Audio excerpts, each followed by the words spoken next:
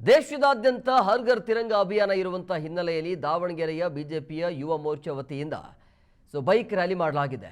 ದುರ್ಗಾಂಬಿಕಾ ದೇವಸ್ಥಾನದಲ್ಲಿ ಪೂಜೆಯನ್ನು ಸಲ್ಲಿಸಿ ಬೈಕ್ ರ್ಯಾಲಿಗೆ ಚಾಲನೆ ಕೊಡಲಾಯಿತು. ಹಳೆ ಬೇತೂರು ರಸ್ತೆ ಅರಳಿಮರ ಸರ್ಕಲ್ ಮುಖಾಂತರ ತಿರಂಗ ಯಾತ್ರೆಯನ್ನು ಮಾಡಲಾಯಿತು. ಭಾರತ್ ಮಾತಾ ಕಿ ಜೈ ಅನ್ನುವಂತಹ ಘೋಷಣೆಗಳನ್ನು ಕೂಗಿರೋದು ಬಿಜೆಪಿಯ ಕಾರ್ಯಕರ್ತರು.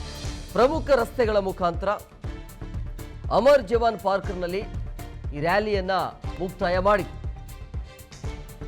ಹರ್ ಘರ್ ತಿರಂಗ ಅನ್ನುವಂಥ ಅಭಿಯಾನ ಬಿಜೆಪಿಯಿಂದ ಇವತ್ತು